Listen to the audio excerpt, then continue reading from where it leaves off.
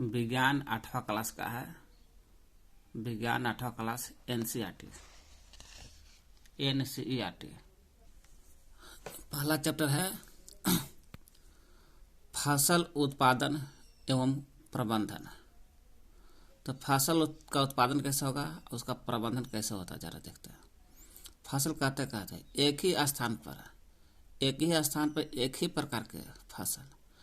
आम है तो आम है, बैगन है तो केवल बैगन का, भिंडी है तो केवल भिंडी का। वही का एक ही स्थान पर एक ही प्रकार के अनेक पौधे उगाए जाते हैं, उससे फसल कहते हैं।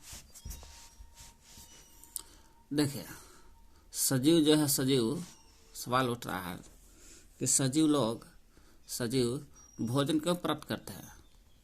तो सजीव भोजन ऊर्जा के लिए प्राप्त करते हैं कि भोजन खाएंगे तो ऊर्जा मिलेगा।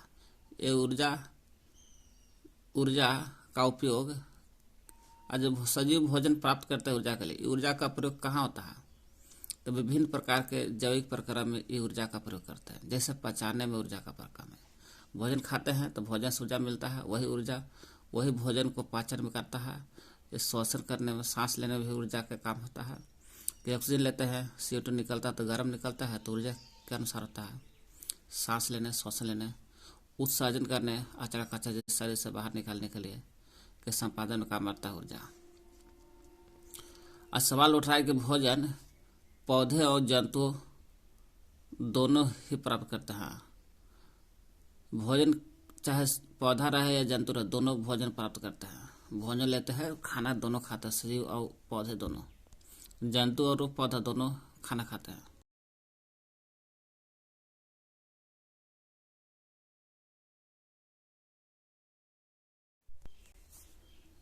एक विशाल जनसंख्या, भारत देश जो है एक विशाल जनसंख्या वाला देश है। भारत बहुत सारा जनसंख्या है। इसको भोजन प्रदान करने के लिए इसका नियमित उत्पादन होना चाहिए। विशाल संख्या, भारत एक विशाल जनसंख्या है। भारत को नियमित उत्पादन होना चाहिए, माने समय के अनुसार नियमित उत्पादन नहीं कि न कम न ज़्यादा, कभी काल ज़्यादा हो जाएगा तो कभी काल कम हो जाएगा, ऐसा नहीं। नियमित उत्पादन होना चाहिए। नियमित मतलब अस्थायी उत्पादन, और उचित प्रबंध होना चाहिए। ये नहीं कि उत्पादन हो रहा है 100 और जिसको चाहिए 150 उसको मिलता है 200, जिसको चाहिए 50 उसको मिलता है 60, और जिसको मिलता है ना चाहिए 50 उसको मिलता है 30। कम बेसी नहीं, उचित प्रबंधन और वितरण भी उचित आवश्यक है। तो एक विशाल संख्या को भोजन प्रदान करने के लिए इसका विशाल संख्या रहेगा, उसको भोजन प्राप्त करने के लिए नियमित उत्पादन, उचित प्रबंध और वितरण की आवश्यकता होती है। अब सवाल उठ रहा है कि लगभग 10,000 ईसा पूर्व तक, ईसा पूर्व है, BC की बात हो रहा है, ठीक ना। 10,000 ईसा पूर्व तक मनुष्य घूमते थे, यानी घुमंतु थे। लगभग 10,000 ईसा पूर्व तक मनुष्य कैसा थे? घुमंतु थे। वे एक स्थान से दूसरे स्थान तक भोजन और आवास की खोज में समूह में विचरण करते रहते थे। एक स्थान दूसरे स्थान घूमते रहते थे उन लोग। वे कच्चे फल खाते थे, है ना, और कच्चे सब्जियां खाते थे। जब एक स्थान से दूसरे स्थान घूमते थे तो कच्चा फल और सब्जी खाते थे, और उन्हें भोजन के लिए जंतु का शिकार करने पड़ता है। जंतु का शिकार करते थे, यह करना प्रारंभ कर दिए थे। कालांतर में मैंने कालांतर बीतते गया तो खेती करना शुरू किया। खेती करके चावल उगाना शुरू किया। चावल उगाकर गेहूँ भी अन्य खाद्य पदार्थ या फसल को उत्पादन करना शुरू कर दिया। इस प्रकार कृषि का प्रारंभ हो जाता है। 10,000 ईसा पूर्व तक मनुष्य कैसा थे? घुमंतु थे, घूमते फिरते थे। जब एक ही किस्म के मतलब कि एक ही प्रकार के पौधा होना चाहिए, एक ही किस्म के एक ही प्रकार के पौधा होना चाहिए, और किसी स्थान पर बड़े पैमाने पर, कैसन बड़े पैमाने पर उगाए जाते हैं तो इसे फसल कहते हैं। फसल किसे कहते हैं? एक ही किस्म के। अब गेहूँ होगा तो केवल गेहूँ का ही किस्म होना चाहिए, धान उसमें नहीं होना चाहिए। तोरी उसमें नहीं होना चाहिए। वो एक ही किस्म के पौधा किसी स्थान पर, कोई स्थान पर, और बड़े पैमाने पर, इतना छोटा बड़ा नहीं, बड़े पैमाने पर उगाए जाते हैं, बड़े पैमाने पर उगाए जाते हैं तो सब फसल कहते हैं। जैसे एग्जाम्पल, गेहूं की फसल का अर्थ क्या है? कहाँ ही बोल रहा है गेहूं का फसल, इसका मतलब कि गेहूं का ही खेती किया जा रहा है, बड़े पैमाने पर किया जा रहा है। गेहूं की फसल का अर्थ है कि खेत में उगाए जाने वाले सभी पौधा गेहूं के होंगे। अब जानते हैं कि फसल जो है, फसल विभिन्न प्रकार की होती है। फसल सही में बहुत सारे प्रकार के होते हैं, जैसे कि अन्न फसल, सब्जी फसल, फल वाला फसल होता है, अन्न सब्जी फल वाला। जिस मौसम में यह पौधा उगाया जाता है, जो मौसम में, ठंडा या गर्मी जो भी में, उसके आधार पर हम फसल को वर्गीकरण करते हैं।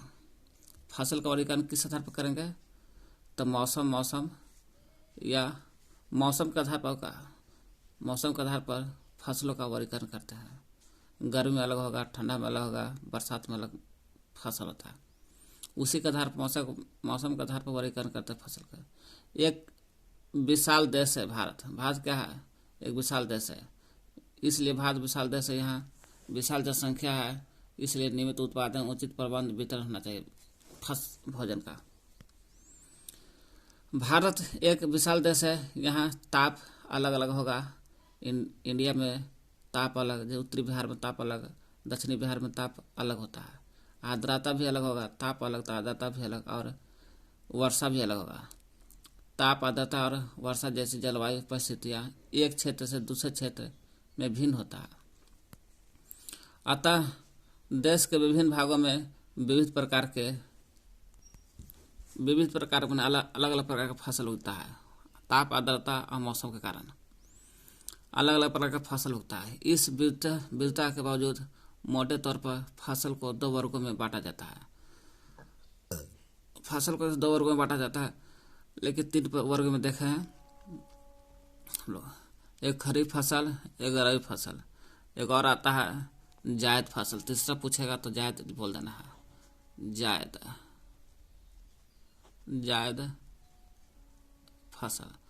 फसल में आता है कौन कौन? खीरा, ककड़ी है ना, खीरा, ककड़ी है ना, तरबूजा, टमाटर, ये सब आता है, टमाटर। तभी रबी खरीफ फसल बोना माने बोया जाता है जून जुलाई में। कब? जून जुलाई में बोया जाता है। हाँ देख रहा, पहले पढ़ लेते हैं। खरीफ फसल वह फसल जिन्हें वर्षा ऋतु में बोया जाता है। कब? जून जुलाई में बरसात होता है तो वर्षा ऋतु में बोते हैं, और खरीफ फसल कहलाती है। भारत में वर्षा ऋतु सामान्यतः जून से सितंबर तक होती है। जूसी भी बोल सकते हैं, जून से सितंबर कहेगा तो जूसी भी लगा सकते हैं, कोई दिक्कत नहीं।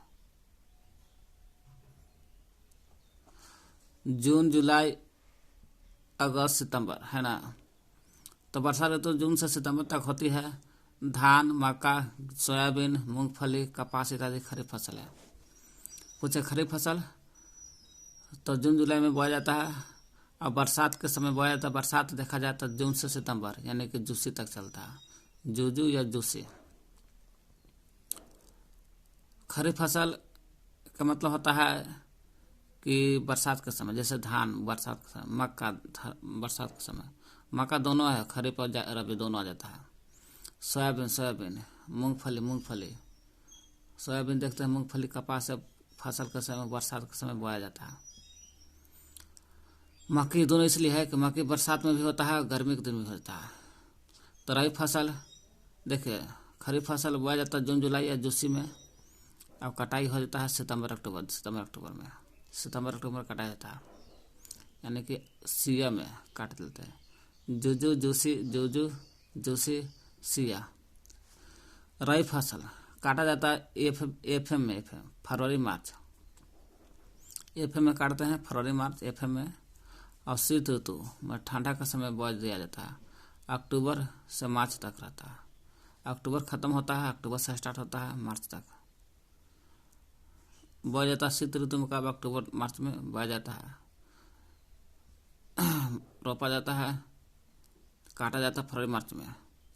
अक्टूबर से मार्च तक शीत ऋतु रहता है, ठीक ना। शीत ऋतु रहता है अक्टूबर से मार्च तक, और काटा जाता है फरवरी मार्च में। जैसे रबी फसल गेहूँ हो गया, गेहूँ के समय, चना का समय, मटर का समय, जो जो फसल आता है सब रबी फसल आता है। सरसों, अलसी रबी की फसल है। गेहूँ, चना सब लहर लोग के समय गर्मी के दिन में होता है। गेहूँ, चना, मटर, सरसों, अलसी।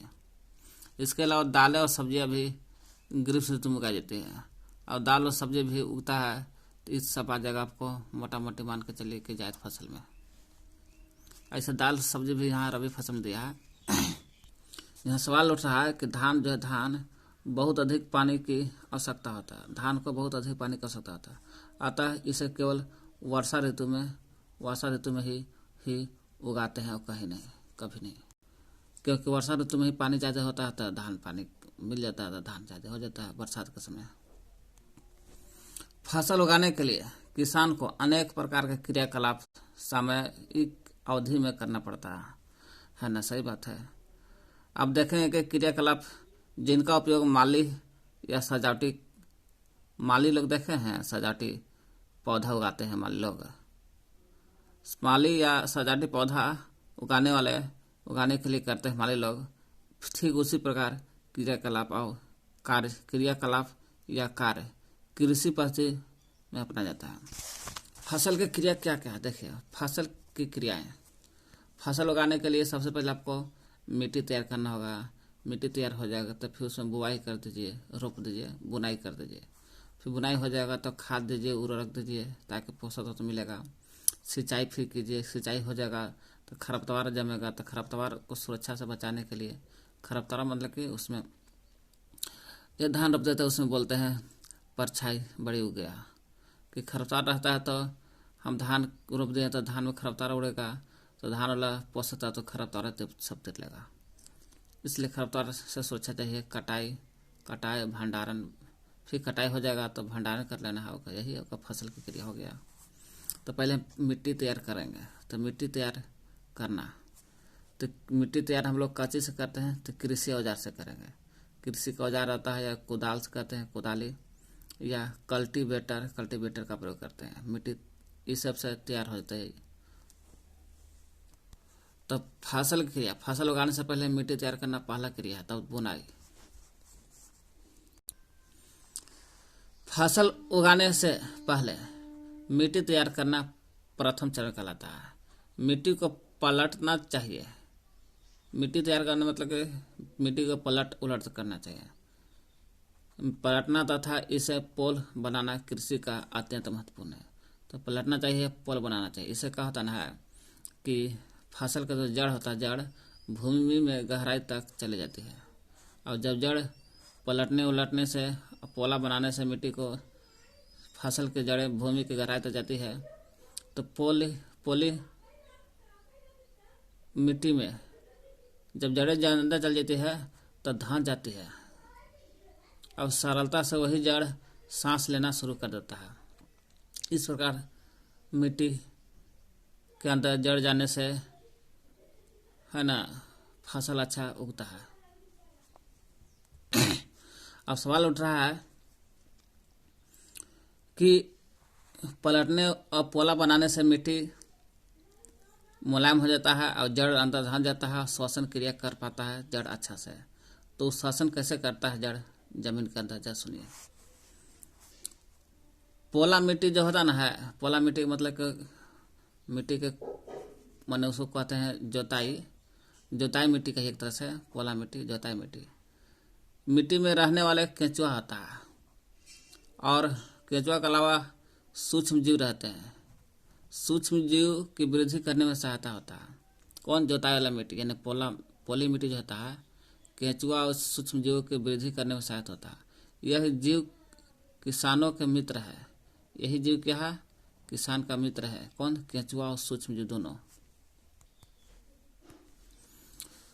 तो मिट्टी की जोताई होने से क्या, केंचुआ और सूक्ष्म जीव की वृद्धि होने लगता है। इससे कारण केंचुआ और सूक्ष्म जीव को जीव जो है किसानों के मित्र कहलाते हैं, है ना। ये दोनों क्या है? किसानों का मित्र हो गया ये दोनों। अब किसानों के मित्र हो गया तो जैसे ये दोनों क्या करता है, सूक्ष्म जीव और केंचुआ जोताई वाला मिट्टी यानी पोली मिट्टी में ह्यूमस बनाता है। ह्यूमस बनाएंगे तो अच्छा खासा पौधा उगेगा। और ह्यूमस में पोषक तत्व रहता है, यही पोषक तत्व को तीरेगा पौधा तो अच्छा खासा पौधा उगेगा। अब सवाल उठ रहा है कि परंतु मिट्टी को पलटने से, जुताई करने से या पोला बनाने से मिट्टी को क्यों आवश्यकता है? आप पिछली कक्षा में पढ़ चुके, क्या पढ़ चुके कि मिट्टी में देखिएगा तो खनिज रहता है जो जड़ से खींचता है पेड़ पौधा।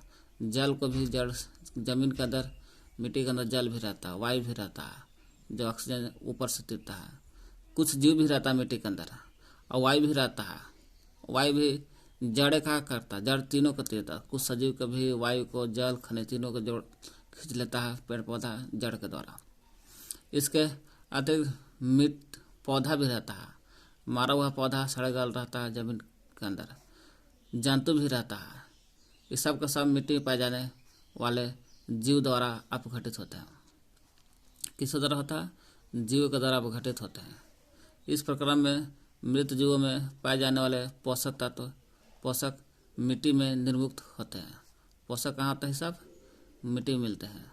यह पोषक पौधों द्वारा अवशोषित किए जाते हैं। यही सब क्या है, चाहे खनिज, जल, वायु, कुछ सजीव, मृत पौधा, जंतु को भी ये सब जीवों द्वारा अपघटित होकर के क्या करता है, पेड़ पौधा ये पोषक तत्व है। यही पोषक को मिट्टी में रहता है कारण पौधा तीर लेता है, अच्छा खासा पौधा हो जाता है। जब पोषक चीज को पौधा द्वारा अवशोषण हो जाता है, क्योंकि ऊपरी परत के क्यों पलट रहे हैं कि ऊपरी परत देखिएगा ना, ऊपरी परत के कुछ सेंटीमीटर मिट्टी है, पृथ्वी को ऊपरी परत कुछ सेंटीमीटर तक, ठीक ना, पूरा नहीं, क्योंकि मिट्टी के ऊपरी परत के कुछ सेंटीमीटर, ऊपरी परत के कुछ सेंटीमीटर की मिट्टी ही पौधे की वृद्धि में सहायक होता है। कुछ सेंटीमीटर तक पौधा को वृद्धि करने में पोषक तत्व मिलता है, पूरा अंदर तक नहीं। तो कुछ सेंटीमीटर की मिट्टी ही पौधे की वृद्धि में सहायक करता है। मिट्टी कुछ सेंटीमीटर तक पौधे की वृद्धि करता है। इसे उलटने पलटने और पोला करने में पोषक पदार्थ ऊपरी आ जाते हैं। जो अंदर तक रहता है पोषक पदार्थ, उलटने पलटने तक पौधा के पोषक तत्व ऊपर आ जाता है और पौधे इन पोषक पदार्थ का उपयोग कर सकते हैं। अतः मिट्टी को उलटना पलटना और पोला करना एक तरह से फसल उगाने के लिए अत्यंत महत्वपूर्ण है। कह रहा है मिट्टी को देखेगा तो कुछ सेंटीमीटर तक अगर न उलटिएगा पलटिएगा तो कुछ सेंटीमीटर नीचे तक रहता है, जमीन तक पोषक तत्व मिलेगा मिट्टी को। और उलटने से क्या होता है, अंदर वाला चीज़ ऊपर आ जाता है, जिसके कारण आसानी से पौधा पोषक तत्व को ले लेता है। वही मिट्टी को उलटना और पलटना यानी जोताई करना या पोला करना की जो प्रक्रिया अपनाते हैं वो घटना को जोताई कहते हैं। जोताई मिट्टी को उलटने पलटने और पोला करने की प्रक्रिया को जोताई कहते हैं। जोताई हल से होता है या लकड़ी के या लोहे के बने होते हैं। हल से होता है। हल किसके बना होता है? चाहे लकड़ी के या लोहा के बना होता है। यदि मिट्टी अत्यंत सूखी है तो क्या करेंगे? तो जुताई से पहले इसे पानी से देना चाहिए। और जुते हुए खेत में मिट्टी के बड़े बड़े ढेले भी हो सकते हैं, इन्हें पाटल की सहायता से तोड़ना पड़ता है। पाटल में हेंगा दे के तोड़ देते हैं। बुआई या सिंचाई के लिए खेत को समतल बनाना चाहिए ताकि पानी सभी जगह हो जाए। यह कार्य पाटल द्वारा किया जाता है। पाटल माने के हेंगा द्वारा होता है समतल खेत। कभी कभी जुताई से पहले खाद भी दी जाती है। देखिएगा, जुताई से पहले खाद भी दी जाती है। इससे जुताई के समय खाद मिट्टी में भली भांति मिल जाता है। जुताई से पहले खाद क्या होता है? मिट्टी मिल जाता है। अब बुआई से पहले खेत पानी दिया भी जाता है ताकि मुलायम हो जाए मिट्टी, तो जुताई अच्छा से हो जाए।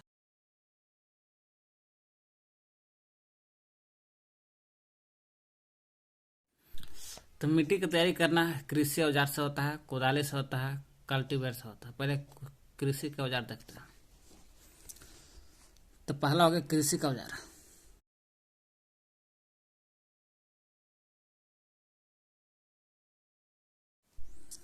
अच्छी उपज करना चाहते हैं खेत में अच्छी उपज करना चाहता तो अच्छी उपज उपजाने से पहले उन्हें बुवाई से पहले मिट्टी को भुरभुरा कर देना चाहिए, ताकि मिट्टी भुरभुरा हो जाएगा तो अच्छा उपज होगा।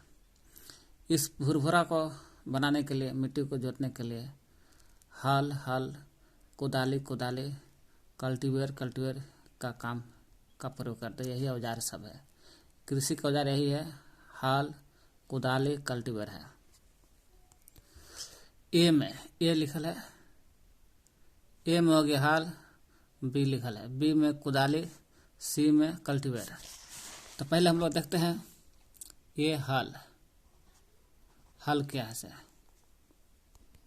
तो पहले हल है, हल देखिए यही है, 2 बैलों से 3 कोणीय का लिखल है। ये फाल है, फाल।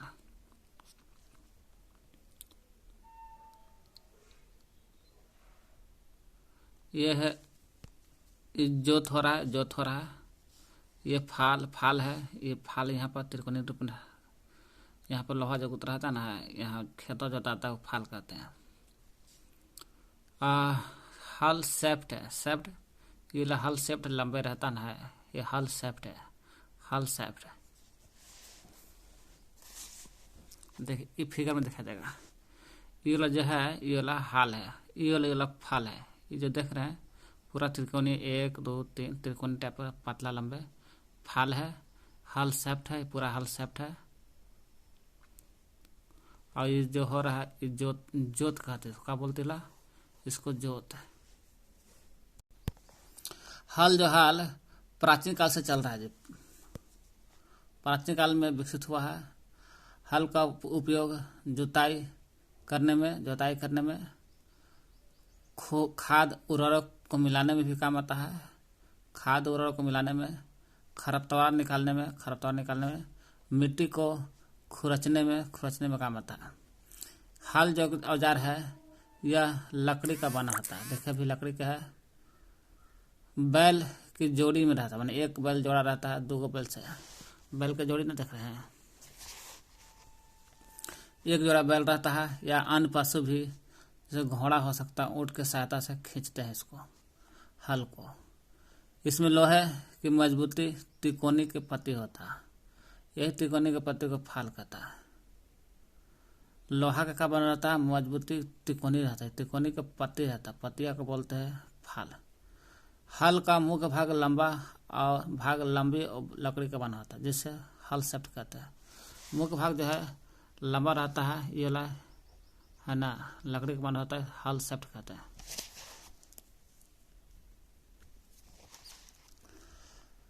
इसके एक सिरे पर हैंडल होता है और तो दूसरा सिरा पर डंडे से जुड़ा होता है। हैंडल, और एक सिरा पर हैंडल, दूसरा पर जोत के डंडे से जुड़ा रहता है, जिससे बैलों के गर्दन के ऊपर रखा जाता है। यह एक जोड़ी बैल या एक आदमी, एक जोड़ी बैल और एक ही को आदमी से सरलता से चला सकता है। 11.1 देख लीजिए चित्र। आजकल जो लोहे के हल ज़्यादा प्रयोग हो रहा है, लोहे के हल का प्रयोग तेजी से विकसित हो रहा है, और देसी जो लकड़ी के हल था वो कट रहा है। कुदाल, ये देखिए कुदाल है, ये जो भाग देख रहे हैं यहाँ से यहाँ तक, ये छड़ है, ये जो देख रहे हैं ये जोत है। पहले जोत था, उसमें हल वाला में था जोत था कपड़ा पर, बैलन के कपड़ा पर रख रहे थे जोत। यहाँ ये जोत है, ये पकड़ है, इसको पकड़ता है लोग, इसी को पकड़ के चलाता है। अब लोहा का बन रहा है से। ये हैंडल है, ये पकड़ है, ये हैंडल है। ये मूड़ी प्लेट है, उसमें फाल बोल रहे थे ना, इसमें मूड़ी प्लेट है। कुदाल, यह एक सरल औजार है जी, सरल औजार है।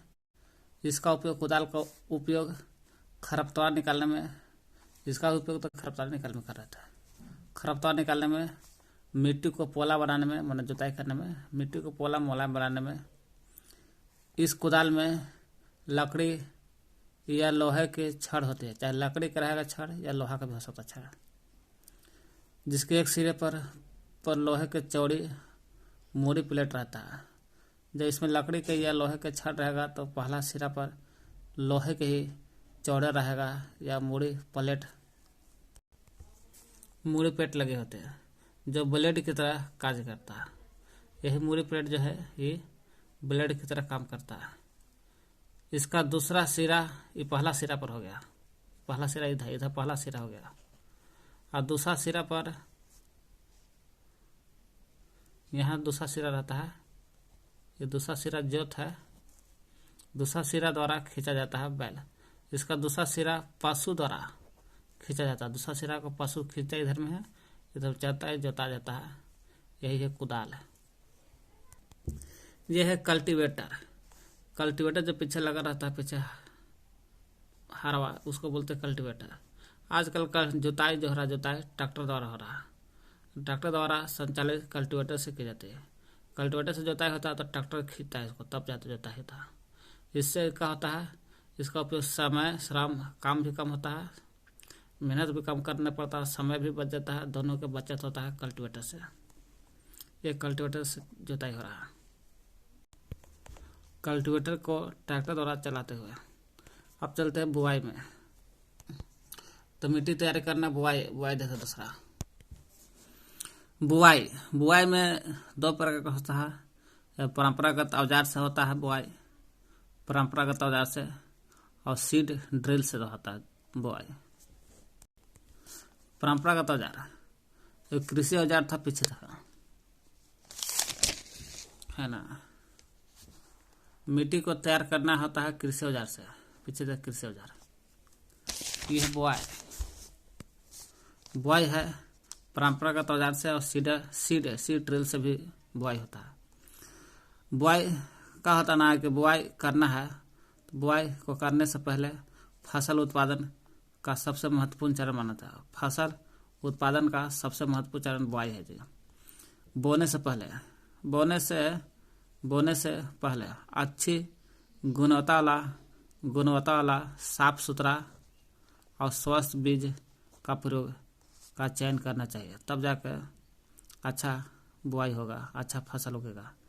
अब किसान अधिक उपज देने वाला, जो अधिक उपज देता है, जो बीज अधिक उपज देगा वही बीजों को प्राथमिकता वैल्यू देता है किसान। कुछ बीज को पानी में डालिएगा तो छाला जाता है, और कुछ बीज जमीन के अंदर बढ़ जाता है। क्यों कि अच्छा बीज जो रहता है, अच्छा गुणवत्ता वाला बीज रहता है वो नीचे बढ़ जाता है, और हल्का बीज खराब चीज ऊपर छाला जाता है। क्या कुछ बीज जल के ऊपर तैरने लगते हैं, तो जो बीज पानी में बैठ जाता है वह हल्के होता है। जो बीज पानी में बैठ जाता है वह हल्के है या भारी है, सवाल उठ रहा है। तो सवाल यहाँ से कह रहा ना, क्षतिग्रस्त बीज जो रहेगा खोखला होता है, खराब होता है, खोखला बीज होता है। क्षतिग्रस्त बीज जो रहता है वो खोखला होता है, और खोखला होने के कारण वो हल्का भी होता है। हल्का होगा तो जल पर तैरेगा भी, जल पर तैरेगा तो खराब है, उसको मत रोपना है। अच्छा और स्वस्थ बीज जो रहेगा बीज, वो क्षतिग्रस्त बीजों से अलग करने की एक अच्छी विधि होता है। अच्छा स्वस्थ बीज जो रहेगा वो तैरेगा नहीं, नीचे बढ़ जाएगा। इस प्रकार खराब और अच्छा बीज को अलग करने का तरीका है। बुआई से पहले बीज बोने के औजार के बारे में जानना आवश्यक है। क्या क्या औजार चाहिए बोने के लिए, रोपने के लिए? तो बुआई के लिए परंपरागत औजार चाहिए, सीड ड्रिल बीज चाहिए। तो हम लोग पहले देखते हैं परंपरागत औजार, फिर देखेंगे सीड ड्रिल बी औजार। तो परंपरागत औजार क्या है? परंपरागत औजार में क्या होता है, इसमें क्या होता है, बुआई में इस्तेमाल करते हैं बीज को। परंपरागत रूप से बीज की बुआई में इस्तेमाल किया जाता है। बीज को रोपने में क्या होता है, परंपरागत औजार का प्रयोग। यह है परंपरागत औजार। इसमें कीप की तरह आता है, कैसा कीप की तरह रहता है, कीप की तरह रहता है। इसमें डालेगा या जमीन को भेदते हुए आधा चल जाता है बीज। बीजों को कीप के आकार का होता है परंपरागत औजार। कीप के आकार से को देखे भी, यह बीज को कीप के अंदर डालते हैं। यह 2 या 3 नुकीले सिरे वाले पाइप से गुजरता है। 2 या 3 पाइप से गुजरता है नुकीले सिरे वाला। यह सिरे मिट्टी को भेद कर बीज को स्थापित कर देता है। सिरा जो मिट्टी को छेद करके बैठाता है बीज को। दूसरा है सीड ड्रिल बीज। दूसरा है बीज बोने वाला औजार है सीड ड्रिल। सीड ड्रिल आधुनिक ही आजकल इसी का प्रयोग हो रहा है। यह है सीड ड्रिल, बोने वाला बीजा रोपने वाला औजार है, इसको कहते हैं सीड ड्रिल। और इतना बड़का चाकर रहेगा तो जाहिर से बात ट्रैक्टर द्वारा खींचा जाता होगा, तब जाके यह बुआई होता है ट्रैक्टर द्वारा। सीड ड्रिल जो होता है ट्रैक्टर द्वारा बुआई होता है। ये क्या करता है, इसमें बीज डालिएगा ऊपर बीज डालिएगा तो यह जमीन के अंदर चल जाएगा, और चल जाएगा तो जाहिर सी बात है कि ज़मीन के अंदर गहराई तक चल जाएगा। पशु पक्षी को नहीं मिट्टी से तपा देता है बीज, जिसके कारण पशु पक्षी इसको चल नहीं पाता है। आदमी का समय भी बच जाता है और टाइम भी बच जाता है, काम भी मेहनत भी कम करना पड़ता है, ट्रैक्टर द्वारा खींचा जाता है। सीड ड्रिल बिल का होता है ना, आधुनिक औजार यही है रोपने वाला बीज। यह ट्रैक्टर द्वारा खींचा जाता है। यह बीजों में समान दूरी गहराई बनी रहती है। बीज में समान दूरी पर है, समान दूरी पर है, समान दूरी पर है, समान दूरी पर, समान दूरी पर रहता है और गहराई बन करके रोपता है, जिससे मिट्टी द्वारा ढक देते जाता है। गहराई पर जाएगा तो मिट्टी से ढका जाएगा और पक्षी द्वारा नहीं खाया जाएगा इसको। सीड ड्रिल से क्या होता है ना, समय और श्रम दोनों की बचत होता है, दोनों ही बच जाता है। मेरे विद्यालय के समीप एक पौधाशाला मतलब नर्सरी है। मैंने देखा कि पौधे छोटे छोटे थैलों में रखल रहता है। इस प्रकार क्यों रखते हैं, तो धान जैसे कुछ पौधे के बीज को पहले पौधाशाला में उगाया जाता है। धान वाला जो बीज है उसको पौधाशाला में माने छोटे छोटे नर्सरी में उगाया जाता है। उसके बाद तैयार हो जाता है पौधाशाला, उसको हाथों द्वारा खेत में रोप देते हैं। इसी प्रकार कुछ वनीय पौधा है, वनी माने जंगली पौधा भी होता है या पुष्पीय पौधा भी होता है।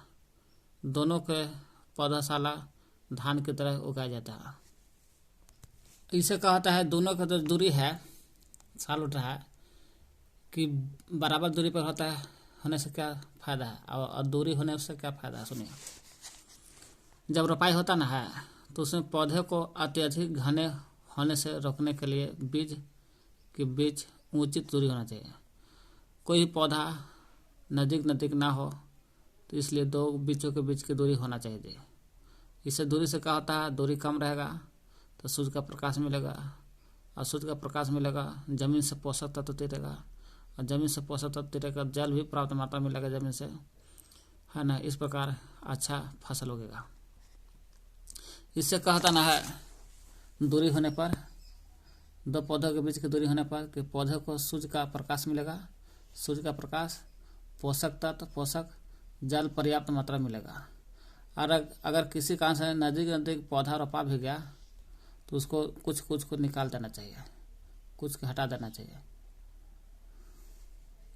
मैंने घनेपन होने पर अधिक घना रोपा गया तो उसको कुछ पौधों को हटा देना चाहिए, निकाल देना चाहिए।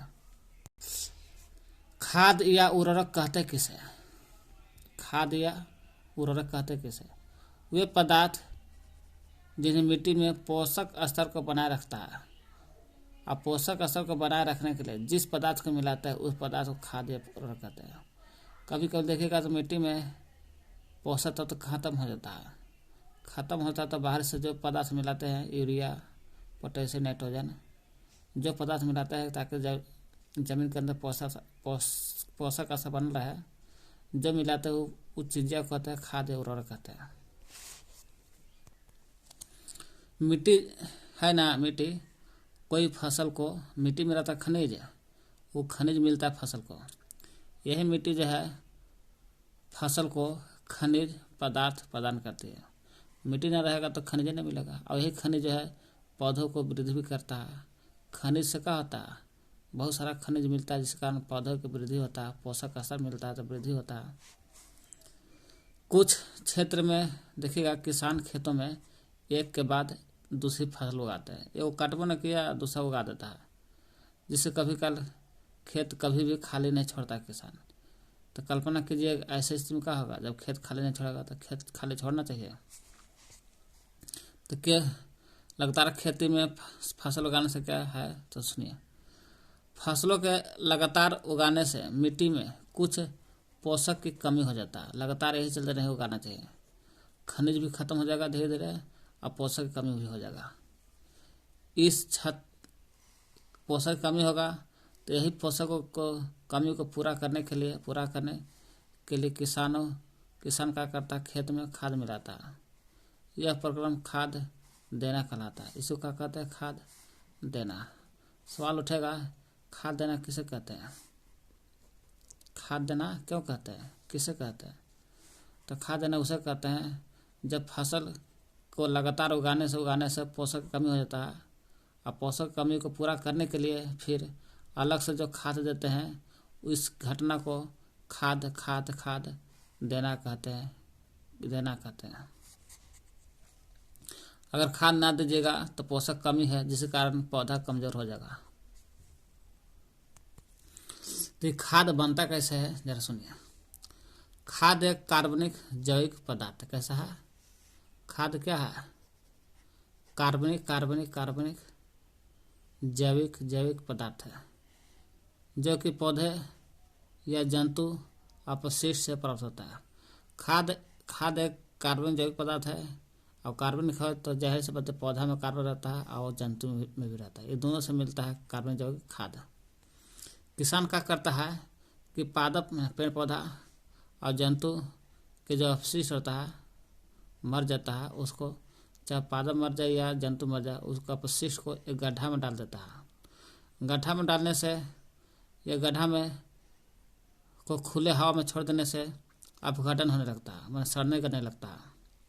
सड़ने का वाला जो पदार्थ होता है, जो जीव होता है, उसको अपघटन की क्रिया कहते हैं, अपघटन कहते हैं। अपघटन होने के लिए खुले में छोड़ देते हैं। अपघटन कुछ सूक्ष्म जीव द्वारा होता है। खुला में छोड़िएगा अपघटन करने के लिए तो सूक्ष्म जीव द्वारा होता है।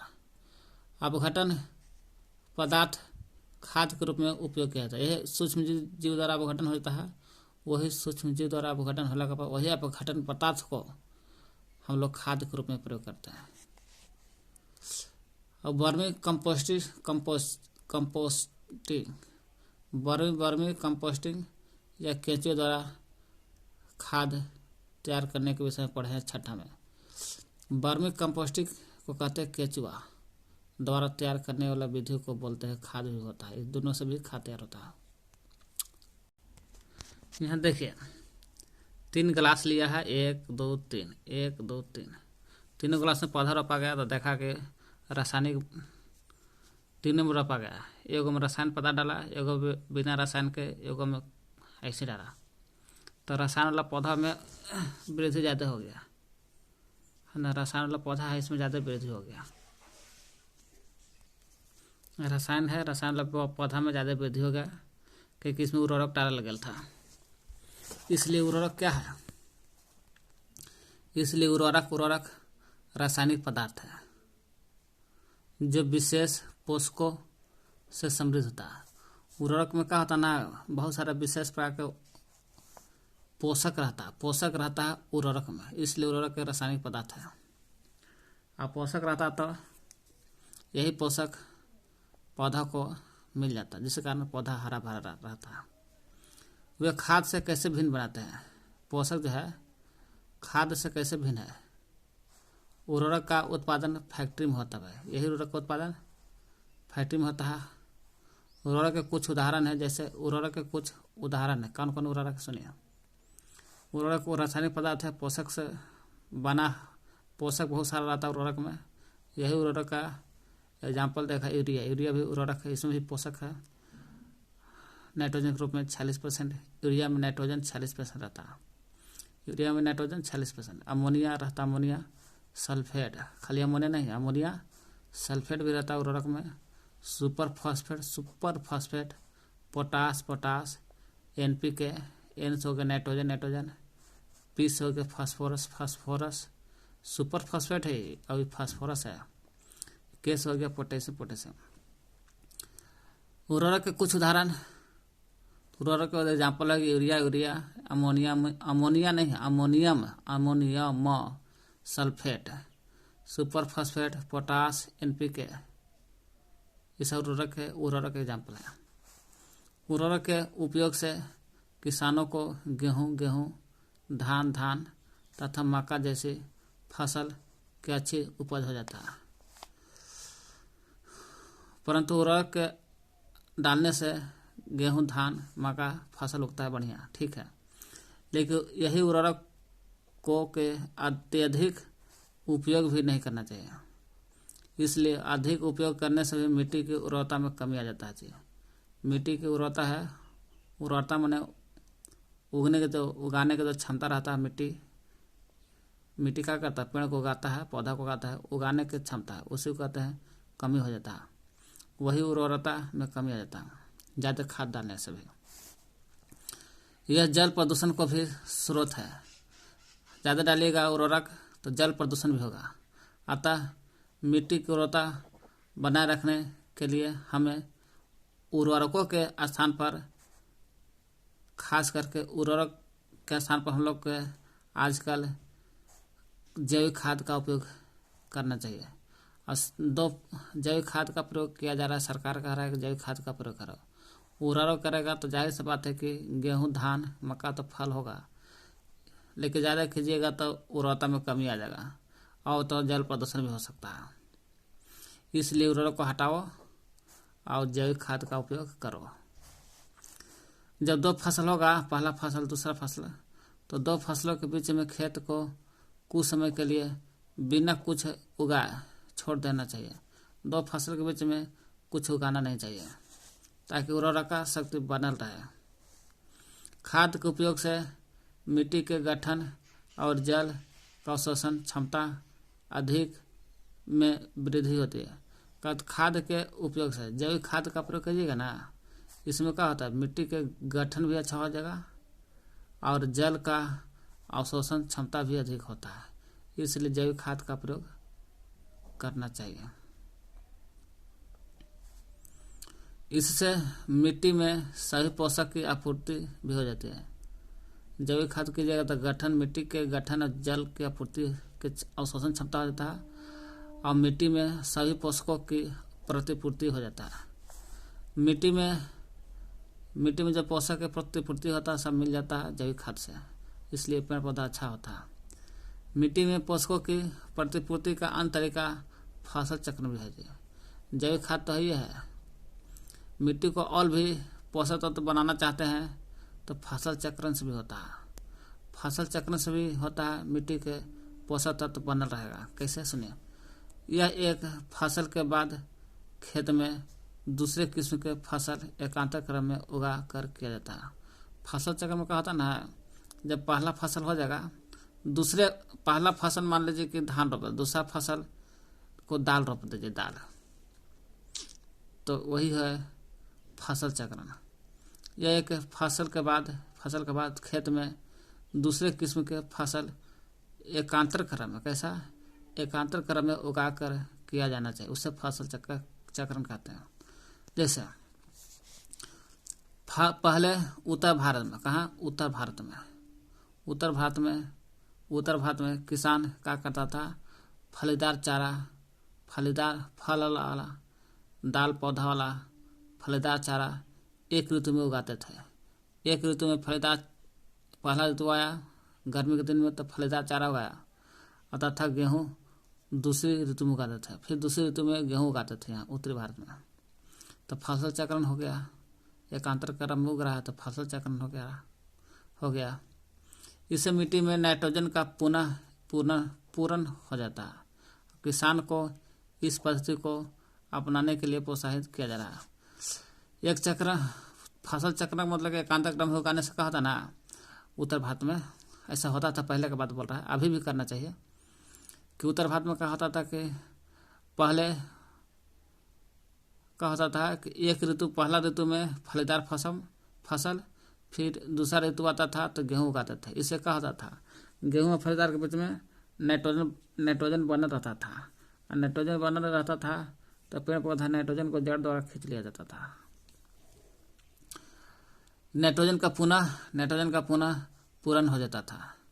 आजकल यही प्रक्रिया को अपनाने के लिए सरकार कह रहा है, ताकि नाइट्रोजन बना रहेगा तो पेड़ पौधा अच्छा रहेगा।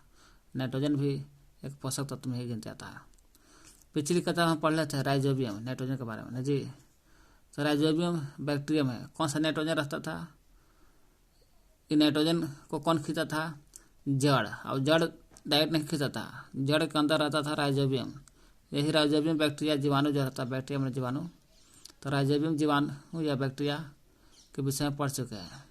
ये क्या करता है? फलीदार को बोलते हैं लेगुमिनस पौधा के जो जड़ रहता है, जड़ की ग्रंथिका में पाया जाता है राइजोबियम बैक्टीरिया। यही क्या करता है? नाइट्रोजन को वायुमंडल से तीर लेता है, अब जड़ को दे देता है, फल को भी मिल जाता है। वायुमंडलीय नाइट्रोजन को स्थिरीकरण करके राइजोबियम बैक्टीरिया का काम है वायुमंडल से नाइट्रोजन को लेगा और जड़ द्वारा पेड़ को भी दे देता है, जिस कारण पेड़ को नाइट्रोजन की पूर्ति हो जाता है। अब तो कही दिया उर्वरक को काट दीजिए, हटा दीजिए, अब उसके जगह जैविक खाद का प्रयोग करना चाहिए। जैविक खाद का लाभ भी होता है। उर्वरक का तो लाभ है ये है कि पोषक तत्व तो बहुत ज़्यादा रहता है, रासायनिक पदार्थ नहीं है। एकरा में urea ammonium sulphate, super phosphate, potash, NPK रहता है। गेहूँ धान उपज होता है, मक्का भी अच्छा होता है। लेकिन उर्वरक ज़्यादा डालिएगा, उर्वरता में कमी आ जाएगा और जल प्रदूषण भी हो सकता है। इसलिए उसके जगह पर जैविक खाद का प्रयोग करने के लिए सरकार बोलता है। देखिए जैविक खाद के लाभ भी है। क्या क्या लाभ सुनिए।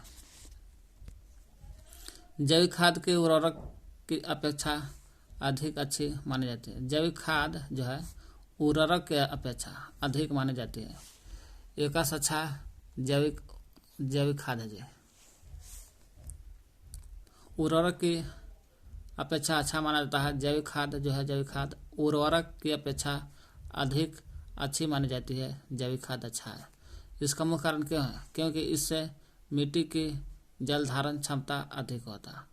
मिट्टी क्या करेगा? ज़्यादा से ज़्यादा जल को धारण करेगा, अधिक करेगा तो पेड़ पौधा भी जल ज़्यादा खींचेगा, जिस कारण पेड़ पौधा भी अच्छा खासा उगेगा। इस मिट्टी भुरभुरी और सरंध्र हो जाती है, जिसके कारण गैस विनिमय सरलता से होता है। मिट्टी भी भुरभुरी हो जाता है और सरंध्र हो जाता है। भुरभुरी सरंध्र होगा तो गैस विनिमय होगा, गैस का आदान प्रदान होगा, आसानी से गैस का आदान प्रदान होगा मिट्टी में, तो पेड़ पौधा भी आसानी से गैस पौधा को लेगा और छोड़ेगा भी। जड़ से ऑक्सीजन लेवे करता है पेड़ पौधा, ऊपर से तो लेवे करता है, नीचे से लेता है। इससे मित्र जीवाणु की संख्या में वृद्धि होगा, गैस विनिमय का आसानी से होगा। भुरभुर रहेगा, सरंध्र रहेगा तो गैस का विनिमय, ऑक्सीजन आएगा जाएगा जल्दी, इसलिए जीवाणु भी रहेगा, है ना। किसान का जो मित्र जीवाणु है, जीवाणु की संख्या में भी वृद्धि होगा। इससे मित्र जीवाणु, किसान के मित्र कौन है? जीवाणु या केचुआ या सूक्ष्म जीव, सबका सब जीवाणु की संख्या में वृद्धि होगा। इस जैविक खाद से मिट्टी का गठन सुधार जाता है। मिट्टी का गठन सुधार जाएगा, अच्छा खासा पौधा खिल उठेगा।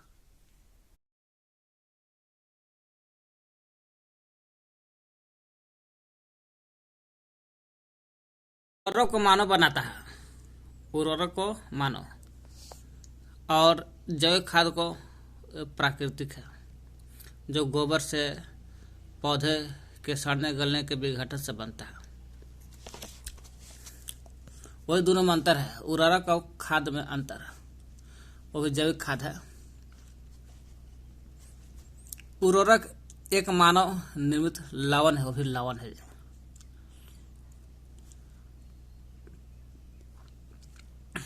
जबकि जैविक खाद एक प्राकृतिक पदार्थ है, जो गोबर, जो मैंने नजदीकी कर लिया, गोबर पौधा के अवशेष मैंने सड़ने गलने के विघटन से प्राप्त होता है, वो भी खाद है। उर्वरक का उत्पादन फैक्ट्री में होता है। कहाँ होता है? फैक्ट्री में, जबकि इसका उत्पादन खेत में हो जाता है। खाद के ख से खेत में, और उर्वरक बनेगा मानव बनाएगा वो फैक्ट्री में। उर्वरक से मिट्टी को ह्यूमस प्राप्त नहीं होता, मिट्टी से ह्यूमस को प्राप्त नहीं होता। जब ह्यूमस नहीं मिलेगा तो मिट्टी को उर्वरक शक्ति खत्म हो जाएगा। इसलिए मिट्टी को उर्वरक शक्ति बनाए रखने के लिए ह्यूमस मिलना चाहिए। खाद से क्या होता है, ह्यूमस प्रचुर मात्रा में प्राप्त होता है। इसमें खाद से ह्यूमस मिल जाता है, उर्वरक से ह्यूमस नहीं मिलता है।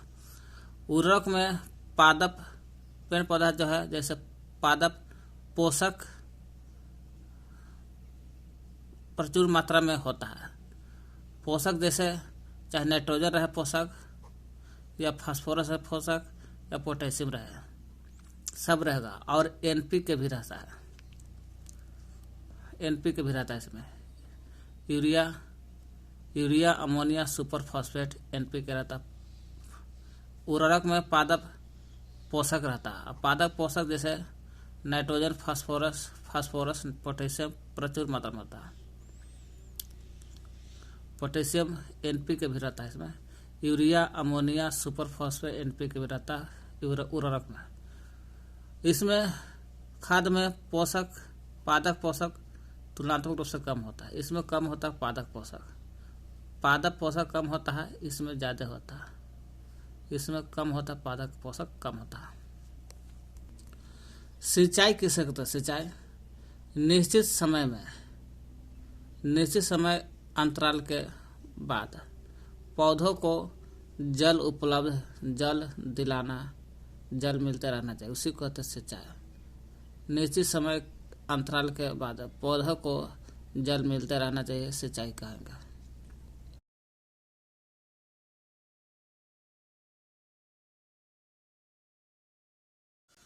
सिंचाई निश्चित समय अंतराल के बाद जल दिलाना सिंचाई कहलाता है। जीवित रहने के लिए प्रत्येक जीव को जल की आवश्यकता होती है। जीवित रहने के लिए जल की आवश्यकता होती है। और पौधे की वृद्धि के लिए भी, जीवित रहेगा तो वृद्धि होगा। और वृद्धि के लिए, पौधों के वृद्धि के लिए और परिवर्धन के लिए भी जल का विशेष महत्व है। पौधे को जड़ों द्वारा जल का अवशोषण होता है। पौधा की जो जड़ है, वही जड़ जो है जल का अवशोषण करता है, जिसके साथ खनिज और उर्वरक भी अवशोषण होता है। जीवित रहने के लिए जल चाहिए, और वृद्धि के लिए, पौधे की वृद्धि के लिए, परिवर्धन के लिए भी जल चाहिए। और पेड़ जो है जड़ से क्या करता है, जड़ से जल का अवशोषण करता है, और खनिज भी अवशोषण करता है, और प्लस उर्वरक भी अवशोषण कर लेता है। तीनों चीज करता है। पौधा में देखा जाए तो 90% भाग जल होता है। और यही 90% भाग जल होता है जो पौधा में काहे लग रहता है। तो पौधा, क्योंकि बीज का जो अंकुरण होता है शुष्क स्थिति में नहीं होता। अब जब सूखा स्थिति में ना होता बीज का अंकुरण, तो नमी चाहिए, इसलिए 90% जल होता है। जल में घुले हुए पोषक का स्थानांतरण पौधे के प्रत्येक भाग में होता है। का जल में जो घुला हुआ रहता पोषक पदार्थ जड़ का करता, जड़ पौधा है, जड़ का करता है, यहाँ पोषक पदार्थ को लेता है, और पोषक पदार्थ लेकर के ये पोषक पदार्थ पेड़ के सभी भाग तक पहुँच जाता है। जल का करता है, जल में जो घुला हुआ रहता है पोषक पदार्थ, ये पोषक पदार्थ का स्थानांतरण प्रत्येक भाग तक होता है।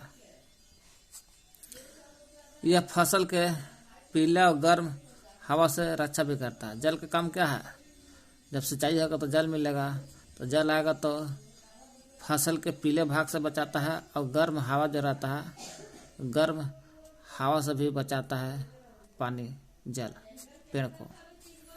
स्वस्थ फसल जो रहता है, स्वस्थ फसल वृद्धि के लिए मिट्टी की नमी को बनाए रखने के लिए खेत में नियमित रूप से जल देना चाहिए। जब स्वस्थ फसल रहेगा तो उसको नियमित रूप से पटाते रहना चाहिए, ताकि पानी मिलता रहेगा, ताकि नमी बनल रहे मिट्टी। निश्चित अंतराल पर खेत में जल देना सिंचाई कहलाता है। कोई खेत है, वो खेत में, मान लीजिए कोई खेत है, निश्चित अंतराल पर इसमें जल आ रहा है, समय के अनुसार निश्चित अंतराल पर खेत में जल आ रहा है, तो जल आ रहा है, इसी को सिंचाई कहते हैं। वही कहा, निश्चित अंतराल पर खेत में जल देना सिंचाई कहलाता है। सिंचाई का समय और बारंबारता फसल, मिट्टी और ऋतु में भिन्न होता है। सिंचाई का समय और बारंबारता जो होता है वो फसल, मिट्टी और ऋतु में भिन्न होता है। क्यों? मिट्टी और ऋतु में भिन्न इसलिए होता है, अगर बलुईगर मिट्टी रहेगा तो जल्दी सूखेगा, तो जल्दी सिंचाई चाहिए। अगर गर्मी के दिन में अगर बलुआ न रहेगा, काला मिट्टी सब रहेगा, तो सिंचाई कम चाहिए। ऋतु में भी चाहिए कि गर्मी में ज़्यादा सिंचाई चाहिए और ठंडा में कम सिंचाई होता है, इसलिए भिन्न होता है। सिंचाई के लिए भी मिट्टी और ऋतु पर डिपेंड है, कैसा मिट्टी है। गर्मी में अधिक सिंचाई चाहिए, क्यों कह रहा है? ऐसा क्यों है कि क्या यह मिट्टी अपत्ति गर्मी में पानी देने की बारंबारता अपेक्षाकृत अधिक होता। क्यों? गर्मी में इसलिए पटाया जाता है, ज़्यादा सिंचाई होता है खेत के, ताकि देखिए यहाँ से पानी जाएगा, जलवाष्प ज़्यादा बनेगा तो उड़ेगा जल्दी, और जल्दी उड़ेगा तो नीचे से फिर जल्दी तिरेगा तो जलवाष्प बनेगा, फिर ऊपर उड़ेगा। इसलिए गर्मी में जलवाष्प ज़्यादा बनता है, जिसके कारण ज़्यादा सिंचाई होता है, ज़्यादा पटाया जाता है खेत को। अब कह रहा है सिंचाई के भी स्रोत होता है। स्रोत माने क्या क्या चीज़ से सिंचाई होता है, सुनिए। कुआं से भी होता है, कुआं, जलकूप से, तालाब झील,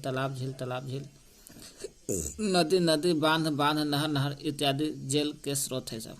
इस सबसे जल का सिंचाई होता है। इधर है, दबाइएगा तो ये लोग ऊपर उठेगा तो नीचे से पानी आ जाएगा, तो हाथ में लेकर गिरा दीजिए। ये हो गया मोट कहते इसको, मोट। ये हो गया राहट का, राहट ये घूमेगा तो पानी इसमें गिरेगा, पानी इससे आएगा, फिर कारा पे गिर जाएगा। इसको कहते हैं चेन पंप, को राहट के बोलते हैं लोग। राहट यहाँ है जी, देखिए बैल घूम रहा है ना, राहट यहाँ है, ठीक ना। चेन पंप से भी होता सिंचाई, चेन पंप से होला सिंचाई। अब चलते हैं सिंचाई के पारंपरिक तरीका। सिंचाई में भी पहला आसान आता है, पारंपरिक तरीका क्या है। सिंचाई में पहला पढ़ेंगे पारंपरिक, तो सिंचाई का पहला पारंपरिक तरीका, फिर पढ़ेंगे आधुनिक विधियां। तो पहले पारंपरिक देख लेते हैं। कुआं से लेकर के पारंपरिक तरीका में जो अभी चलता रहा, नॉर्मल सब कोई पुराना चीज़ से चलता रहा, अभी तक है। कुआं से लेकर झीलों तक, कुआं से, झील, नहर से जो पानी निकालते हैं, चाहे कुआं से या झील से, नहर से पानी निकालने का तरीका बहुत सारा है। कौन कौन तरीका सुनिए। मवेशी तथा मजदूर इन विधियों में इस्तेमाल किए जाते हैं। चाहे कुआं या झील से, नहर से निकालते हैं तो मवेशी का या मजदूर का प्रयोग करते हैं। परंतु यह सस्ता है जरूर, परंतु कम दक्ष है। विभिन्न पारंपरिक तरीके निम्न है। जैसे कुआं से, झील से, नहर से कैसे पानी निकालते हैं, चाहे मवेशी से, मजदूर से लगा कर निकालते हैं। तो कैसे निकालते हैं? मवेशी मजदूर से जाते हैं, मवेशी मजदूर लेकर कुआं और झील, नहर द्वारा मोटा घिरनी लगा कर, देखो मोटा को मैंने घिरनी, यहाँ घिरनी लगल है, इससे पानी निकालते हैं। चेन पंप से भी पानी निकालते हैं, है ना। ढकेली से भी निकालते हैं। ये देखिए ढकेली है, नीचे चापिएगा तो ऊपर उठ जाएगा, तो पानी निकल जाएगा इस तरह से। ढकेली। राहट उत्तोलक के द्वारा, राहट देखे रहे उत्तोलक है, तंत्र द्वारा। पारंपरिक तरीका में और देख रहे हैं ना कि जब इस सब में देख रहे हैं, जल ऊपर तिरा रहा है, जल ऊपर में तिरा रहा है, नीचे दब रहा है, ऊपर तिरा रहा है, नीचे दब रहा है, पानी तिरा रहा है। वही है, जल को ऊपर खींचने के लिए सामान्यतः पंप का उपयोग किया जाता है। अब पंप रहेगा तब ऊपर खिंचाएगा जी। पंप चलाने के लिए डीजल चाहिए, बायोगैस चाहिए या विद्युत चाहिए या सौर ऊर्जा का उपयोग किया जाता है। पंप खींचने के लिए, जल को ऊपर खींचने के लिए पंप का प्रयोग किया जाता है। पंप डीजल से चलेगा, बायोगैस से, विद्युत से, सौर ऊर्जा से चलेगा। इसका उपयोग किया जाता है पंप खींचने के लिए। अब सिंचाई का तरीका देखते हैं। आधुनिक विधि। आधुनिक विधि में आता है छिड़काव तंत्र, फिर आता है ड्रिप तंत्र। छिड़काव तंत्र, इस विधि का उपयोग असमतल भूमि के लिए, मैंने जहाँ समतल भूमि नहीं होता है, ऊंचा खाबर होता है, वहाँ छिड़काव तंत्र का प्रयोग करते हैं। और जहाँ पानी की मात्रा भी कम रहता है, वहाँ छिड़काव तंत्र का प्रयोग करते हैं, ताकि छिड़क करके पानी बचा लेते हैं, है ना। यह एक जो कह रहा है जल कम मात्रा में उपलब्ध है, वहाँ पर भी छिड़काव का प्रयोग करते हैं। उधर पाइप नली के ऊपर सिरों पर घूमने वाले नोज लगे होते हैं, सिरों पर का नोज लगा रहता है, पानी यहीं घूम रहा है। जब पंप की सहायता से जल मुख्य पाइप में भेजा जाता है तो घूमते हुए नोजल से बाहर निकलता है, पानी बाहर निकल रहा है। देखिए, छिड़काव पौधे पर इस प्रकार से वर्षा हो रही है जैसे लगता है। छिड़काव जो होता है, देखिए छिड़काव जो हो रहा है, लग रहा है कि पानी बरस रहा है, इसलिए इसका नाम है छिड़काव विधि। छिड़काव लॉन कॉफ़ी की खेती के लिए, कॉफ़ी की खेती के लिए भी या कई अन्य फसलों के लिए अत्यंत उपयोगी होता है। लॉन कॉफ़ी की खेती होता है, छिड़काव विधि से होता है। अगला है ड्रिप तंत्र विधि, ड्रिप सिस्टम। यह है ड्रिप सिस्टम, उसी प्रकार के दोनों देखने लग रहा है। ये हो गया फुहारा लगा दिए तो छिड़काव हो गया, फुहारा नहीं लगाएगा तो जाहिर सी बात है ड्रिप तंत्र विधि का लगा। ड्रिप तंत्र होता ना है, इस विधि में बूंद बूंद करके सीधे पौधे के जड़ पर गिरता है। ये तो फुहारा होकर नहीं हो रहा था छिड़काव, ये आपको बूंद बूंद करके जड़ के पेड़ पौधा के जड़ तक गिरेगा। बूंद बूंद करके सीधे पौधे के जड़ में गिरा करता है, इसे ड्रिप तंत्र कहते हैं। यह फलदार पौधों, बगीचों, वृक्षों को पानी देने और सर्वोत्तम तरीका है। फलदार पौधा रहेगा, है ना, वहाँ पर भी, या बगीचा रहेगा वहाँ, वृक्ष में भी पानी देने में ड्रिप विधि का प्रयोग किया जाता अच्छा है। यह सर्वोत्तम तरीका है ड्रिप विधि। इस पौधे का बूंद बूंद करके जल प्राप्त होता है, इसलिए बिल्कुल व्यर्थ नहीं जाता जल बिल्कुल व्यर्थ, खराब नहीं होता, बर्बाद नहीं होता। यह जल कमी वाले जो क्षेत्र है उसके लिए वरदान है। जहाँ कमी वाला क्षेत्र वहाँ वरदान है। कमी वाला क्षेत्र में भी होता है, लेकिन इससे भी ज़्यादा बढ़े, ये तो फुहारा में ज़्यादा बर्बाद हो जाएगा। अब बूंद बूंद करके गिरेगा तो जाहिर सी बात है कि और पानी की बचत होगा। ड्रिप तंत्र विधि। खरपतवार से सुरक्षा होना चाहिए। क्या खरपतवार है ना, देखिए खेत में देखिएगा, जैसे धान रोपे, धान का पौधा है और एकदम पता चलता है कि धान के साथ साथ परछाई जम गया। अब धान को जो पोषण मिलना चाहिए वो पोषण ती ले रहा है परछाई, यही खरपतवार है ना। तो जाहिर सी बात धान का न मिलकर यही बढ़ जाएगा, इसलिए हम रोपे इसके लिए, अब खा रहा है खरपतवार, इसलिए खरपतवार को निकाल देना चाहिए। खेत में कई अन्य अवांछित पौधा, मतलब हम चाहते नहीं है फिर भी उग गया, वही अवांछित पौधे प्राकृतिक रूप से, कैसा प्राकृतिक रूप से फसल के साथ उग जाता है, इसे खरपतवार कहते हैं। और खरपतवार हटाने की विधि को निराई कहते हैं। खरपतवार हटाने को विधि को निराई कहते हैं। निराई का मतलब खरपतवार के पौधा को हटा देना, निराई हो गया। निराई आवश्यक है क्योंकि खरपतवार जो है जल को खा जाता है, जल को ज़्यादा पी जाएगा, पोषक तत्व तो खा जाएगा, जगह भी टाड़ेगा और प्रकाश को भी अस्पर्धा करता है, जिसके कारण धान नहीं उग पाएगा बढ़िया से। कुछ खरपतवार कटाई में भी बाधा डालता है, कटाई में या जोताई में निकाले नोके सोहे में खरपतवार बाधा डालता है तथा मनुष्य और पशु के लिए भी विषैला हो सकता है खरपतवार। खरपतवार को हटाने और उनकी वृद्धि को नियंत्रित करने के लिए किसान विभिन्न तरीका अपनाता है कि कैसे खरपतवार हट जाए, अचरा कच्चा चीज हट जाए खेत में से। फसल उगाने से पहले खेत जोतने से खरपतवार उखाड़ देता है, यह भी तरीका है। उखाड़ते हैं फिर हटाते हैं। खेत जोतने से भी हटा सकता है या उगाने से पहले भी खरपतवार हटा देता है। इससे खरपतवार पौधे सूख मर जाता है, जोतने से या उखाड़ने से खरपतवार सूख जाता है, मर जाता है और मिट्टी में मिल जाता है, जिससे पोषक तत्व भी बन जाता है, खेत अच्छा हो जाता है। खरपतवार हटाने का सर्वोत्तम समय उनमें पुष्पन एवं बीज बोने से पहले का होता है। सबसे अच्छा तरीका अगर खरपतवार हटाना है तो पुष्पन होने माने फूल निकलने से पहले होना चाहिए और बीज बनने से खेत में पौधा में बीज बनने से पहले हटा देना चाहिए। जैसे धान है, धान में फूल नहीं लगल है और बीज नहीं बनल तो अगर पहले ही खरपतवार हटाना चाहिए, नहीं तो सब तो फिर निकल जाएगा तो कमज़ोर हो जाएगा पुष्प और बीज दोनों।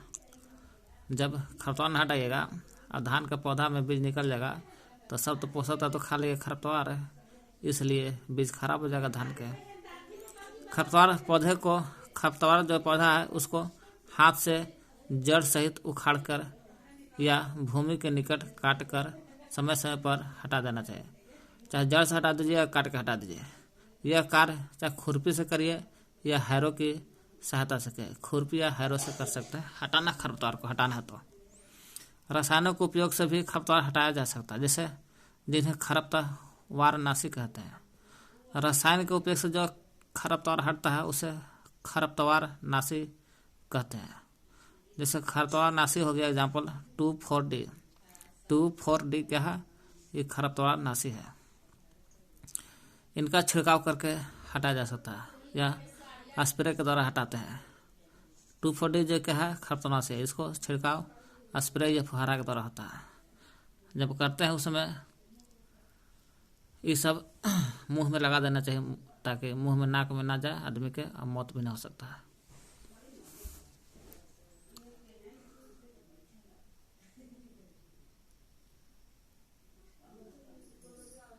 बाकी सब वही है और का। देखिए खरपतवार के फुहारा के द्वारा पीड़कनाशी से यानी कि खरपतवारनाशी 2,4-D द्वारा छिड़काव हो रहा है फुहारा सा मुंह में लगल है ताकि ये फुहारा नुकसान ना करे मुंह में जाकर के। कटाई दरांती से होता है। दरांती मैंने हम लोग हंसुआ से बोलते हैं। फसलों की कटाई एक महत्वपूर्ण कार्य है। अगला पॉइंट है कटाई। फसल पक जाने के बाद उसे काट लेना चाहिए, इसे कटाई कहते हैं। कटाई के दौरान या तो पौधे को खींच कर उखाड़ लेते हैं जमीन में से, जैसे लहसुन के पौधा को खींच कर उखाड़ लेते हैं या प्याज को, या तो फिर उसे धरातल के पास से काट लेते हैं, जमीन के में सटा के काट लेते हैं। एक अनाज जो होता है, एक अनाज को फसल को पकने में लगभग 3 से 4 महीना लगता समय लगता है। कोई अनाज ले लीजिए, जैसे धान है गेहूँ ले लीजिए, उसको पकने में कम से कम 3 से 4 महीना का समय लग जाता है पकने में। पक जाता है तो ही दराती की सहायता से काट लेते हैं। और दराती से काटते हैं तो ठीक है, और नहीं तो अगर मशीन से काटते हैं तो उसे हार्वेस्टर कहते हैं। कोई फसल पक गया, अगर कोई मशीन से काट रहे हैं तो उसे हार्वेस्टर कहते हैं। काटते हैं तो उसे मशीनों का कहता है हार्वेस्टर, मशीनों का बोलता है हार्वेस्टर। अब काटी गई फसल से बीज या दाने को भूसे से अलग करते हैं। जब कट जाता है हार्वेस्टर से तो बीज और भूसा अलग हो जाता है। बीज के में से जो दाना अलग हो जाता है, भूसा अलग हो जाता है। तो इसे कहते हैं अलग करने की प्रक्रिया को थ्रेसिंग कहते हैं। थ्रेसिंग वही करा। काटी गई फसल से बीज को या दाना को क्या करते हैं? भूसा से अलग करते हैं। भूसा से अलग करते हैं और दाना को अलग करते हैं। यही दाना खाते हैं। ये दाना और भूसा को अलग करने के विधि को थ्रेसिंग कहते हैं। थ्रेसिंग यह कार्य कंबाइन मशीन के द्वारा होता है। किसके द्वारा? थ्रेसिंग कैसे होगा? कंबाइन मशीन के द्वारा होता है। यही कंबाइन मशीन क्या करता है, बीज और भूसा को अलग कर देता है। कंबाइन मशीन देख लीजिए, हाँ है, देखिए कंबाइन मशीन भी दो प्रकार का, हार्वेस्टर और थ्रेसर। हार्वेस्टर जैसा मशीन हो गया, धान को काट देता है या फसल को काट देता है, और थ्रेसर जो है आपको दाना को और भूसा को अलग करता है, थ्रेसिंग अलग करता है।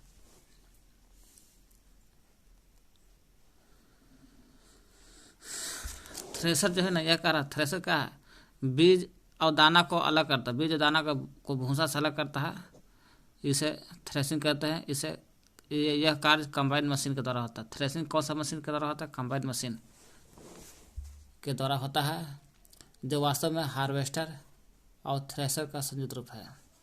कंबाइन जो मशीन है किसका संयुक्त रूप है, हार्वेस्टर और थ्रेसर का मिला दिया जाए।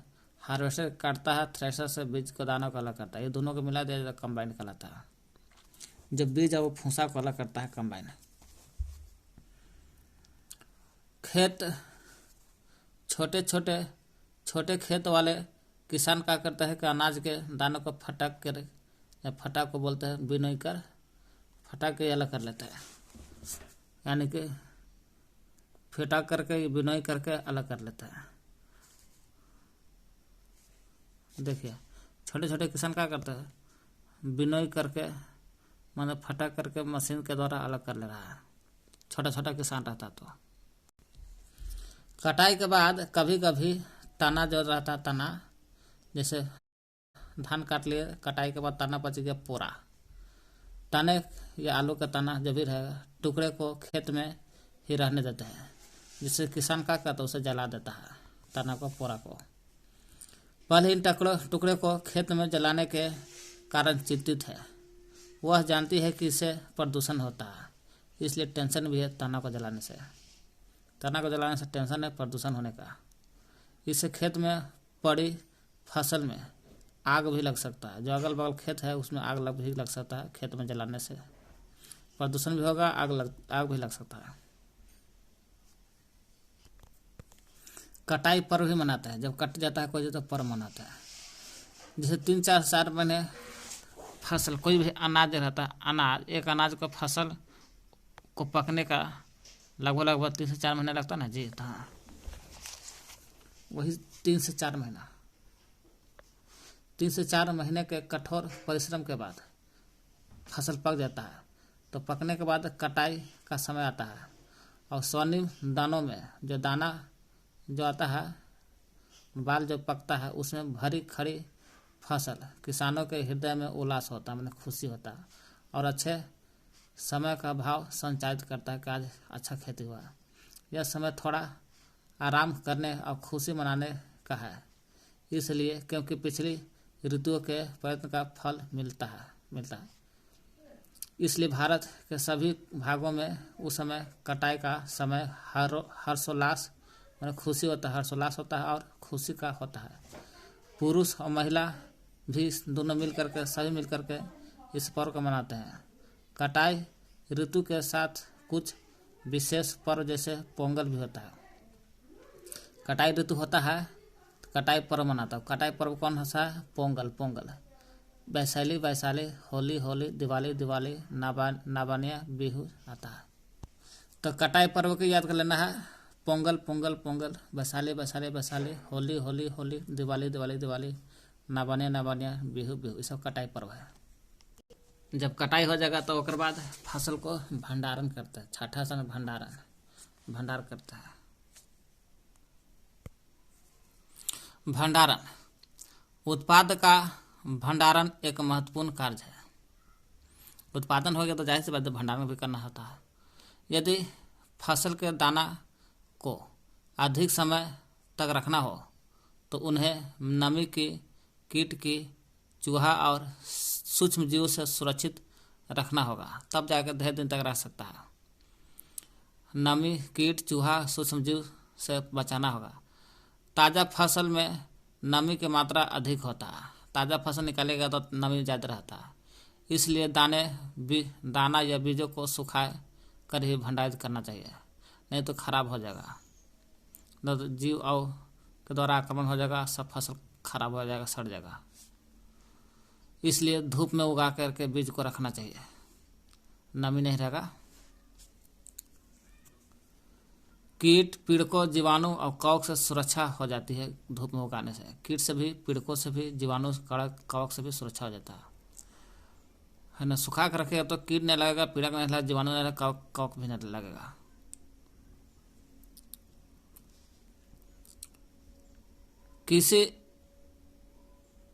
किसान अपनी फसल उत्पादन का भंडारण जूट के बोरी में करता है, धातु के बड़े पात्र में करता है, परंतु बीजों का बड़े पैमाने पर भंडारण साइलो और भंडार गृह में होता है।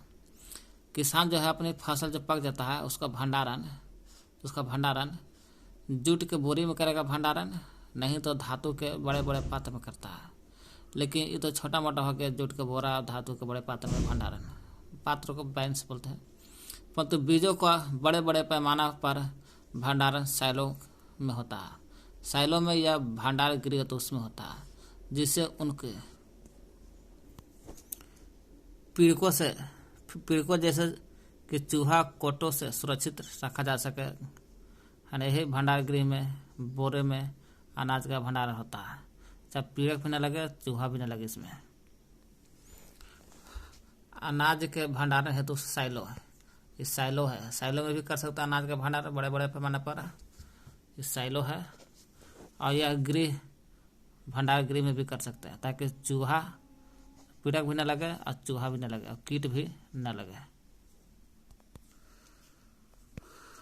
मैंने अपनी माँ को अनाज रखे लोहे के ड्रम में नीम की सूखी पत्तियाँ रखते हैं, ताकि ड्रम में देखिएगा नीम की सूखी पत्ती रखने से, लोहा के जो ड्रम है उसमें नीम की पत्ती रखने से कीड़ा मकोड़ा नहीं लगता है।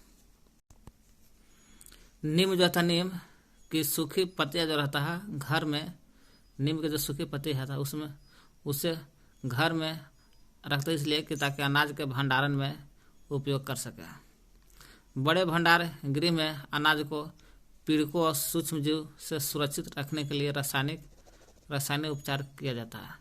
जब भंडार गृह रहता है या साइलो रहता है, उसमें पीड़क से बचाना है, सूक्ष्म जीव से बचाना है, तो रासायनिक पदार्थ का उपयोग करते हैं। अगला पॉइंट है जंतु से भोजन प्राप्त करना। जंतु से भोजन, ये जिसको पशुपालन भी बोलते हैं, पशुपालन। इस सारणी को पूर्ति करने का देखा तो पौधा की तरह जंतु भी हमें विभिन्न प्रकार के खाद्य पदार्थ देते हैं। पौधा तो देता तक भोजन, जंतु भी देता है भोजन। समुद्र के तटीय क्षेत्र में देखिएगा, वहाँ के रहने वाले लोग मछली का मुख्य आहार देते हैं, तो जंतु है, ये भी भोजन दिया।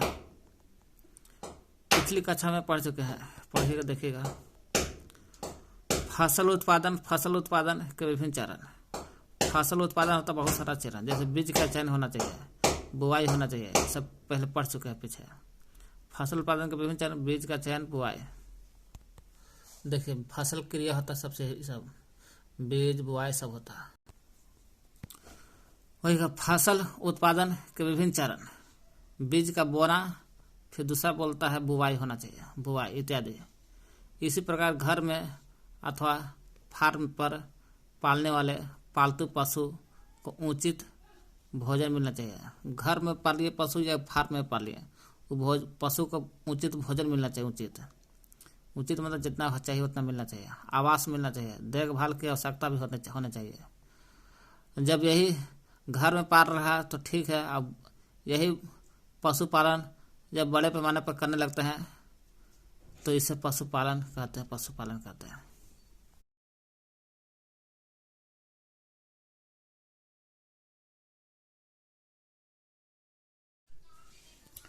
अपनी बढ़ती हुई जनसंख्या बढ़ रहा है तो भोजन प्रदान करना होगा। भोजन प्रदान करने के लिए हम लोग विशिष्ट प्रकार के विशिष्ट कृषि पद्धति को अपनाते हैं। किसी स्थान पर उगाए जाने वाले एक ही प्रकार के, अगर एक ही प्रकार के पौधे को उपयोग कर रहे हैं इसलिए फसल कहते हैं। कोई स्थान पर अब एक ही प्रकार के फसल के पौधा को उगा रहे हैं तो उसे फसल कहते हैं।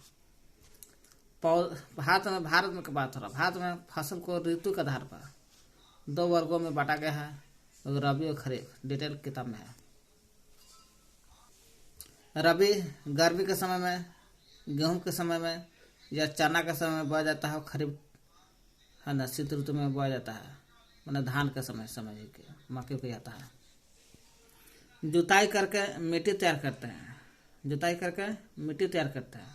वही मिट्टी तैयार हो जाता तो मिट्टी को समतल करते हैं। और यह प्रक्रिया कैसे होता है? हल से और पाटल से होता है। हल के या पाटल से करते हैं। कहता है बीजों को उचित गहराई तक बोना चाहिए, ताकि उचित गहराई तक बोने से पोषक तत्व भी मिल जाता है और पानी भी मिल जाता है। और कोई भी बीज बो रहे हैं तो 2 बीजों के बीच की दूरी में, मतलब दूरी पर बोना चाहिए, है, ताकि दोनों के बीच में स्थान भी मिले और पोषक तत्व भी मिले, जल मिले। अच्छे बीज का चयन करना चाहिए।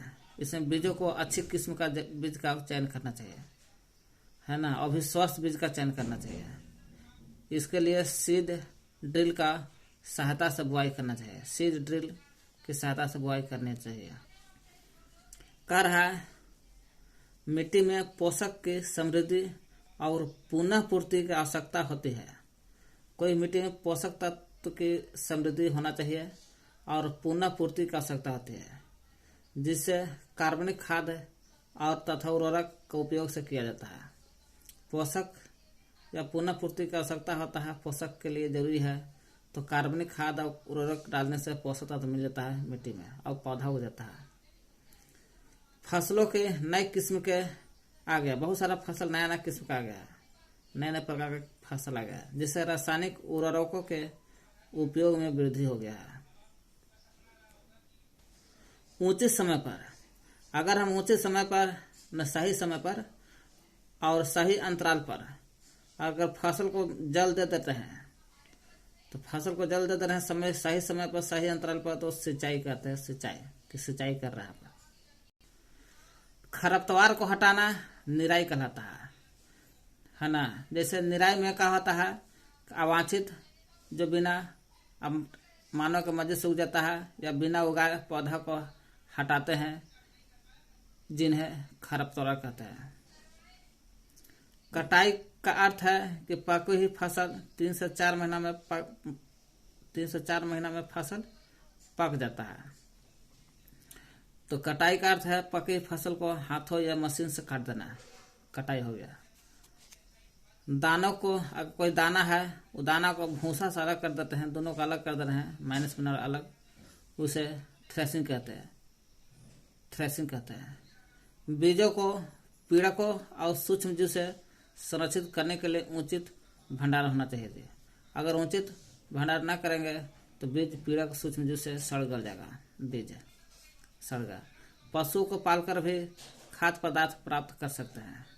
पशु पाल कर भी हम खाद्य पदार्थ प्राप्त कर सकते हैं, जिसे पशुपालन कहते हैं। बड़े पैमाने पर पशुपालन होता है।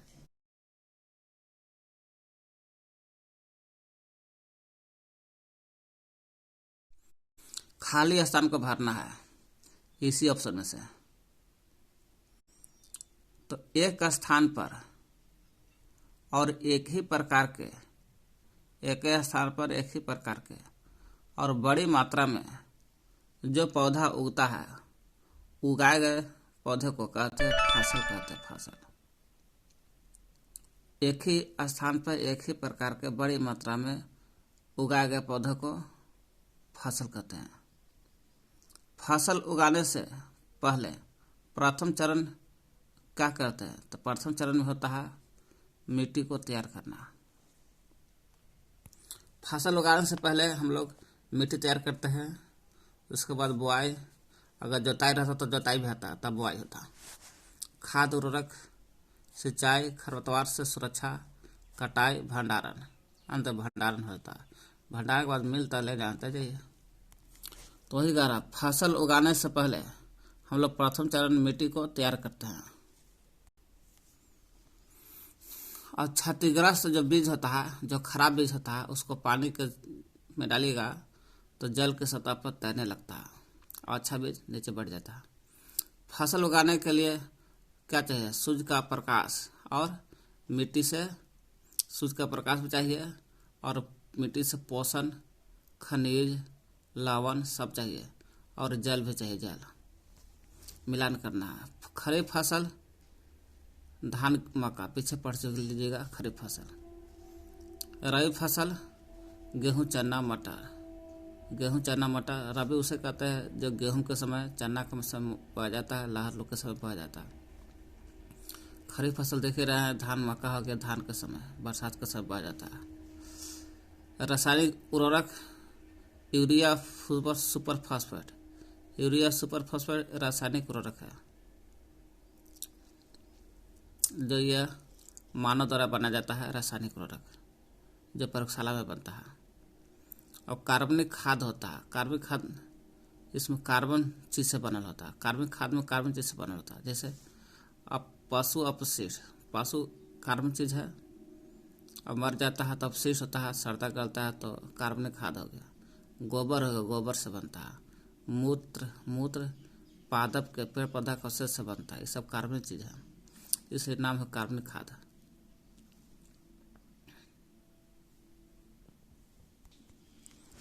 कह रहा है सही क्रम में लगाना है। गन्ने की फसल की है, उगाने के लिए सबसे पहले क्या करेंगे, तो मिट्टी को तैयार करेंगे ऑप्शन के अनुसार। फिर खेत की जुताई करेंगे, जुताई करके फिर क्या करेंगे, बुआई करेंगे, बुआई करके खाद देना, खाद देंगे, खाद देकर फिर सिंचाई करेंगे, फिर वही फसल को चीनी मिल तक पहुंचा देंगे। खेत की जुताई करेंगे तब ना पहले मिट्टी को तैयार करेंगे। देख लीजिएगा दोनों में आगे पीछे।